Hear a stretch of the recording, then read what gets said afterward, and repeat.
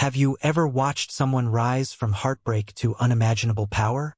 Have you ever seen a man humiliate the woman who once believed in him, only to realize too late that she had already moved on? What would you do if the person you underestimated turned out to be stronger, wiser, and untouchable? Can true dignity survive public humiliation? Can love and patience outweigh arrogance and cruelty? And if revenge is not the answer, what is? Before we dive into this life-altering story, ask yourself, how far would you go to reclaim your life and prove that strength isn't always loud? Subscribe right now so you never miss a single story that could inspire you, move you, and keep you on the edge of your seat. Can you really afford to miss the next tale of courage, revenge, and redemption? Snow drifted softly outside the glass walls of the Blackridge Group's headquarters, but inside, warmth and arrogance ruled the night. Crystal chandeliers poured golden light over tailored suits, diamond necklaces, and champagne flutes raised in effortless celebration. The annual Blackridge Christmas Gala was more than a party. It was a coronation, and Victor Hale stood at its center like a king surveying his conquered land. Victor adjusted his cufflinks, engraved with the Blackridge insignia, and smiled as applause rippled through the hall. 5 years ago, no one would have imagined this man commanding such a room. 5 years ago, he had been desperate, sleepless, and unknown. But tonight, he was the untouchable CEO, the man investors trusted, feared, and praised. Across the room, Elena Hale stood quietly near the marble column, her black evening gown simple yet elegant. She hadn't planned to come. The invitation had arrived weeks earlier, formal and impersonal, bearing Victor's name like a sealed verdict from the past. Still, something inside her had urged her forward. Not defiance, not hope, but closure. She watched Victor laugh with board members, his confidence sharp as a blade. Every movement reminded her of the man she once knew, the man who had borrowed her savings to keep the lights on, who had slept beside her on a borrowed mattress while dreaming of empires. She had believed in him when no one else did. Victor's eyes found her. For a fraction of a second, his smile faltered. Then it sharpened. He stepped onto the stage and took the microphone, his voice smooth and commanding as silence fell. Tonight, he announced, is about celebrating success, how far vision and courage can take a man. His gaze locked onto Elena, and how far some people fail to follow. Murmurs spread. Elena felt the air tighten around her chest, but she did not look away. Somewhere beside her, a calm presence shifted closer. Victor smiled wider, unaware that his moment of triumph was about to become the beginning of his downfall. Victor raises the microphone again, this time to say her name. Elena Hale. The name echoed through the ballroom like a dropped glass shattering on marble. Conversations died instantly. Heads turned. Curiosity ignited like wildfire. Victor leaned casually against the podium, savoring the tension as if it were dessert. Some of you may know her, he continued, his voice dripping with amusement. She was my wife. Back when Blackridge was nothing but an idea scribbled on napkins. Laughter scattered through the crowd. Polite, nervous, obedient. She believed she was my equal, Victor went on. Thought she deserved half of what I built. But success, he said, tapping his chest, demands strength, and weakness gets left behind. Elena's fingers curled slowly at her side. Each word felt like a blade carefully sharpened over years. Yet her face remained composed, still, dignified. She refused to give him the satisfaction of visible pain. Victor took a sip of champagne handed to him by an assistant. Tonight, he said, lifting the glass, is proof that cutting dead weight is sometimes the smartest decision a man can make. The room erupted in applause. But it was hollow. Somewhere in the crowd, discomfort crept in. People clapped because Victor expected it, because power demanded obedience, because no one wanted to be next. Elena felt a hand gently touch the small of her back. Warm, steady. Adrian Cross had not spoken a single word since arriving. He wore a simple tailored suit, no visible symbols of wealth, no hunger for attention. To Victor, he was invisible, a forgettable shadow beside a woman he'd already erased. "Are you okay?" Adrian whispered. Elena nodded. "I am." Victor noticed the gesture and smirked. "Oh, I see you brought company," he said loudly. "How sweet. I hope he knows what he's getting into." The crowd laughed again. Adrian lifted his eyes, meeting Victor's gaze for the first time. Calm, assessing, unimpressed. Victor scoffed. "Relax," he added. "I'm just telling the truth." But truth, as Victor was about to learn, had many layers, and some of them could destroy empires. The board chairman begins walking toward the stage. Chairman Leonard Graves was not a man who moved without purpose. His presence alone commanded silence. Conversations halted mid-sentence as he stepped through the crowd, his expression unreadable. Victor frowned. This wasn't planned. "Leonard," Victor said into the microphone, forcing a chuckle. "If you've come to toast, you're a little early." Graves didn't smile. He climbed the steps to the stage and gently took the microphone from Victor's hand. The gesture was polite but final.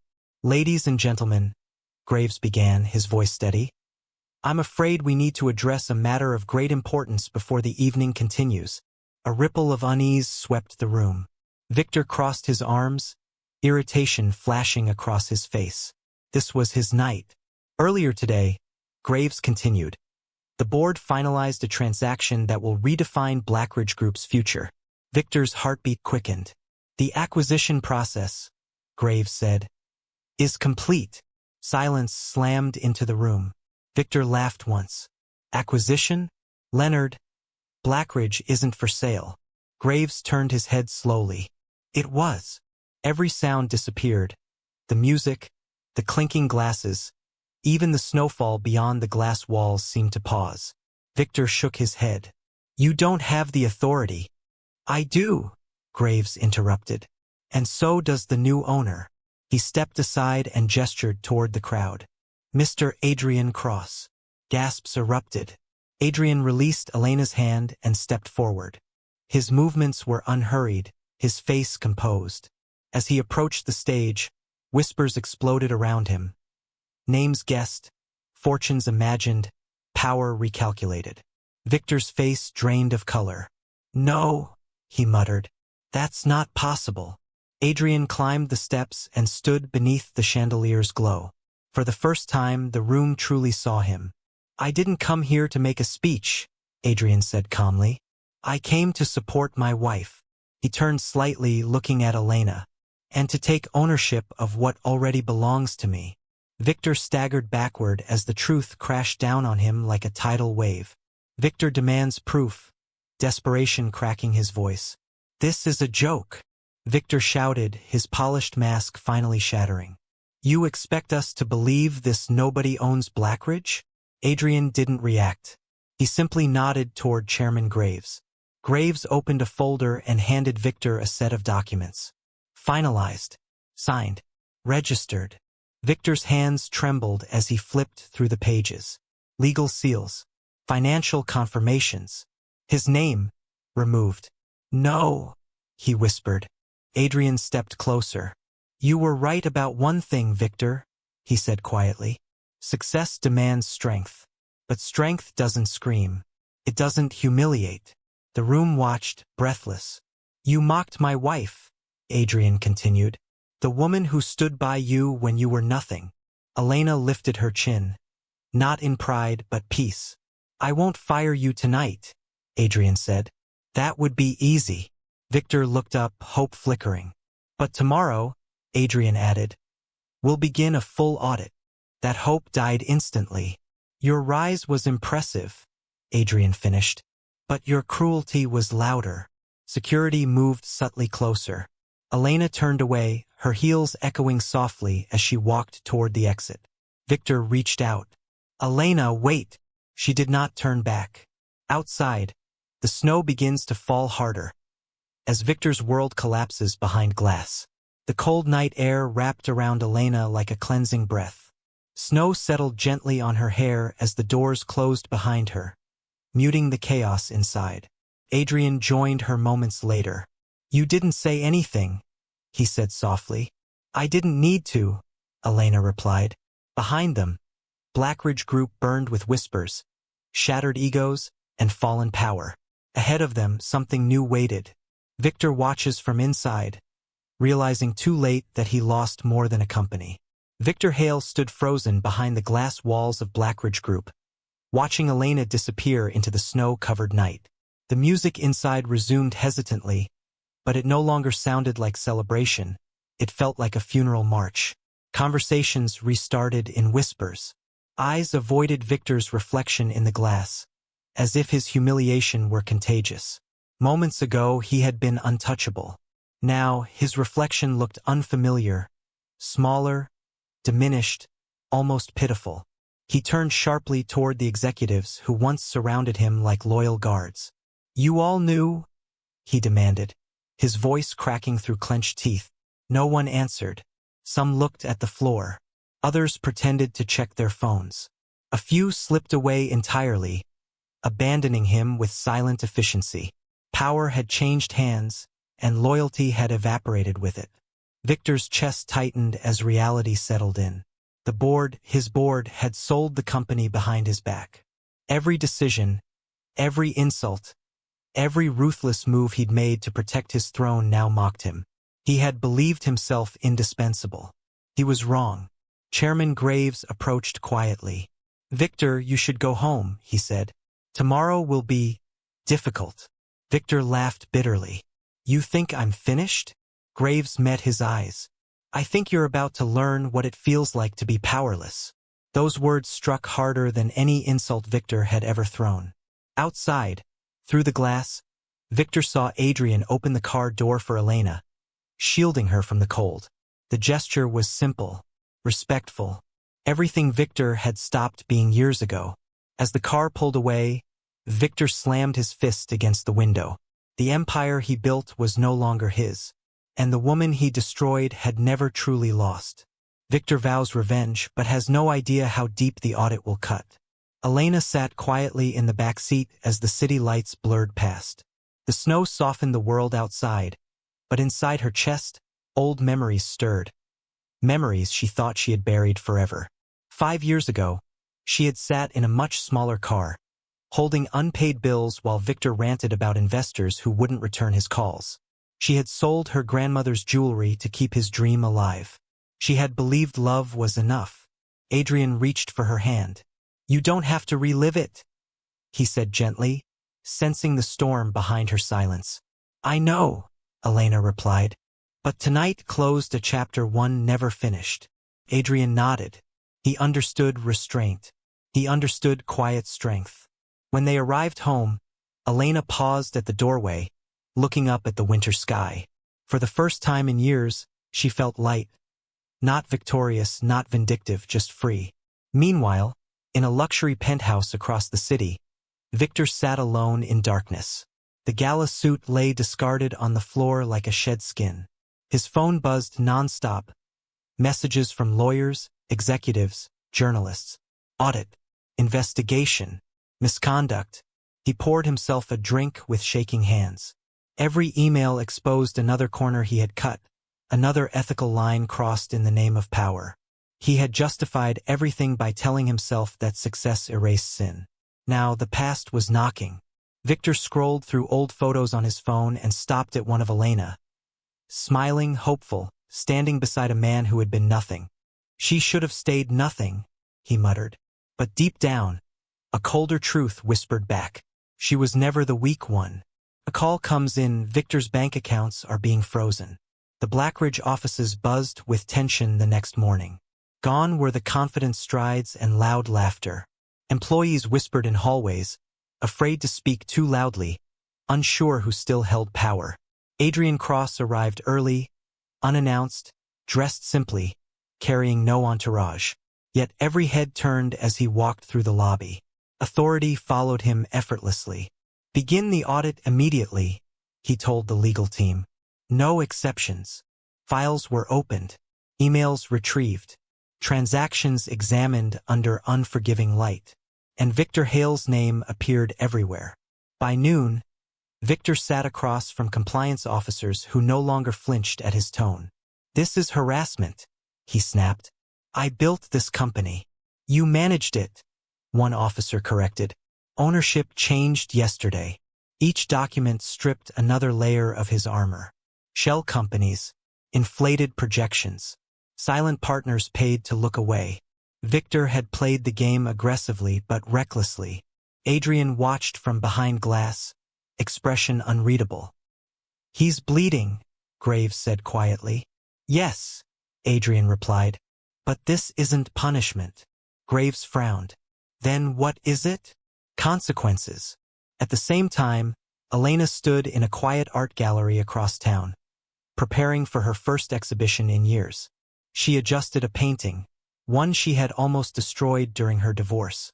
It depicted a woman standing amid ruins, unbroken. A curator approached.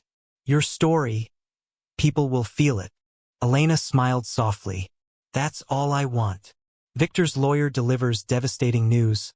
Criminal charges are possible. Victor stared at his lawyer as if the words hadn't reached him. Criminal? He repeated. That's impossible. It's very possible, the lawyer replied carefully. And very public. Victor felt something unfamiliar coil in his stomach. Fear. For years, he had silenced critics with money and influence. But now, doors closed where they once opened. Friends stopped answering. Allies disappeared.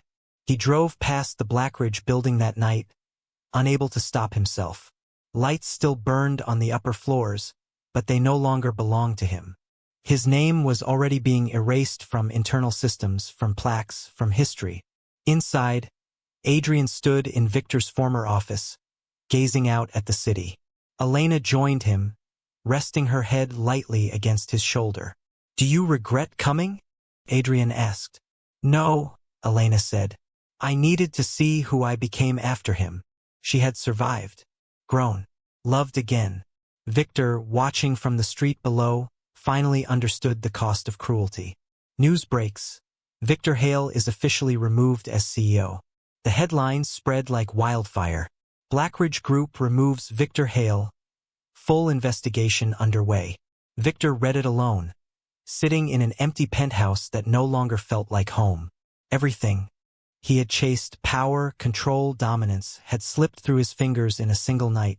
Across the city, Elena stood before a crowd, her artwork illuminated, her voice steady as she spoke about resilience, loss, and dignity. Adrian watched her with quiet pride. 2 lives, 2 paths, one built on arrogance, the other on grace, and the story was far from over. Victor makes a desperate decision that could destroy him or change everything. Victor Hale had never believed in desperation, only leverage. But as dawn crept through the floor-to-ceiling windows of his penthouse, desperation wrapped around him like a vice. His bank accounts were frozen, his passport flagged.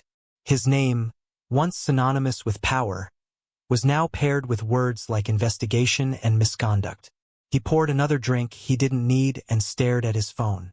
One name remained unsullied in his contacts. Elena.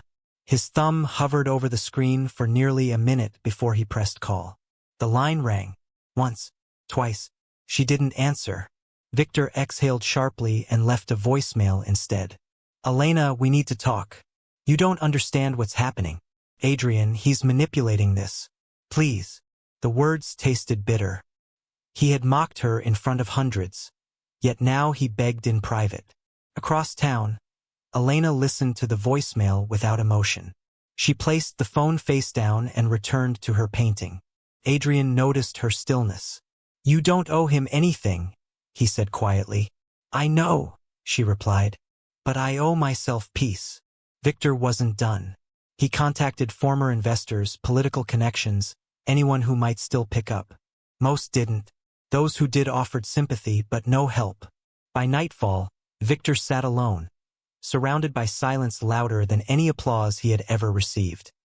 He finally understood the truth no one had dared say to him before. Power borrowed is power that can be reclaimed. And his was being taken back, piece by piece. Victor decides to confront Adrian face to face. The Blackridge boardroom had been redesigned overnight. Victor's framed achievements removed, his name erased from the walls. Adrian stood by the window when the doors opened. Victor walked in unannounced. Security moved instantly, but Adrian raised a hand. Let him speak. Victor straightened his jacket, clinging to remnants of pride. You planned this, he said. You married her just to destroy me. Adrian turned slowly. I married her because I love her. Victor scoffed. Love doesn't buy companies. No, Adrian replied. But integrity builds them. The words struck harder than any accusation. You think you're better than me? Victor snapped. I think, Adrian said calmly, that when you humiliated Elena, you revealed everything I needed to know about you. Victor's fists clenched. You could stop this. Adrian nodded. I could. Hope flickered in Victor's eyes. But I won't, Adrian continued, because this isn't revenge. It's accountability. Victor staggered back as if struck. You already lost the moment you believed cruelty was strength, Adrian said. The company was never truly yours. Victor left without another word, his last illusion shattered. Prosecutors announced formal charges. Cameras lined the courthouse steps as Victor Hale arrived, no longer in tailored power suits but subdued gray. His name echoed through the media not as a visionary but as a cautionary tale. Inside the courtroom, evidence unfolded relentlessly. Emails, contracts, testimonies. Each revelation peeled away the myth Victor had built around himself. Elena watched from the gallery only once. She didn't stay. Outside, reporters swarmed her. Do you feel vindicated? She answered calmly. I feel free. Inside, Victor avoided the mirror in the restroom, afraid of the man staring back at him. The verdict wasn't delivered yet, but his downfall already was. A surprise witness is called. The courtroom stilled as the witness took the stand. A former executive Victor had silenced years ago. He told the truth Victor buried. The room shifted. The judge leaned forward. Victor's hands trembled. For the first time, he realized there was no one left to protect him. The judge prepares to rule. The gavel struck. Guilty. Victor closed his eyes as the words settled into his bones. Across the city, Elena unveiled her final piece. A woman walking away from ruins without looking back. Adrian stood beside her. Some losses destroy, others set you free. Victor faces life after power. The prison transport van rumbled through the early morning fog, its steel walls cold and unforgiving. Victor Hale sat inside, hands folded, staring at nothing.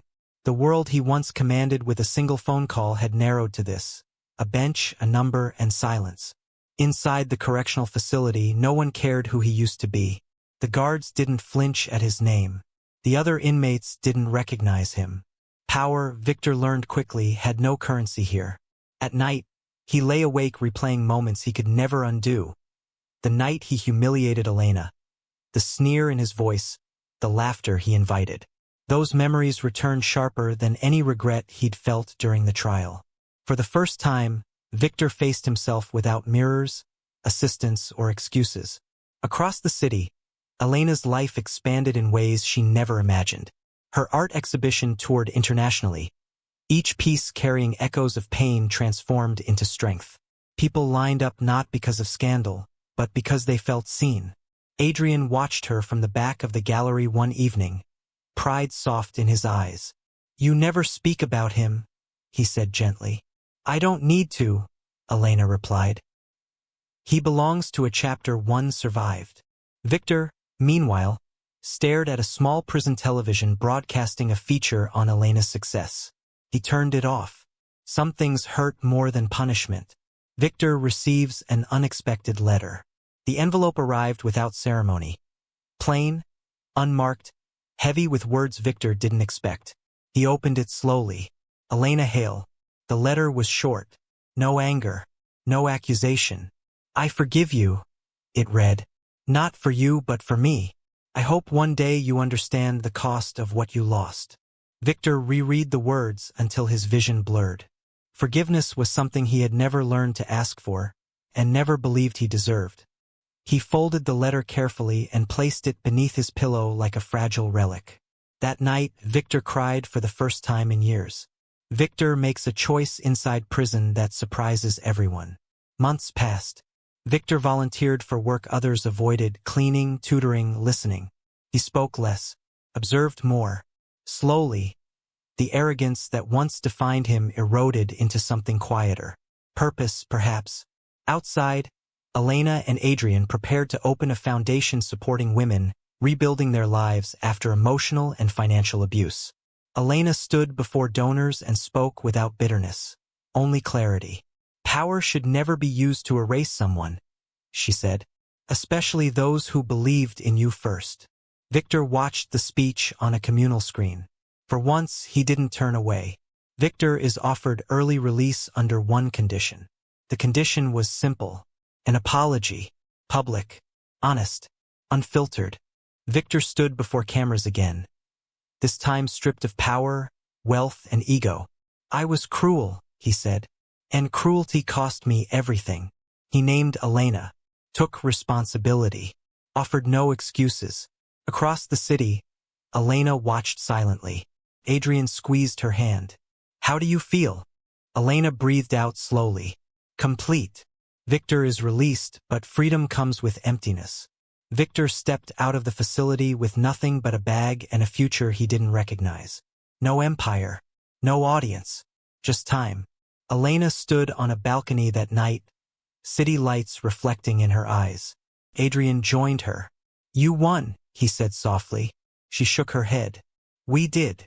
2 lives, once bound by pain, now separated by choice. One learned humility, the other learned freedom.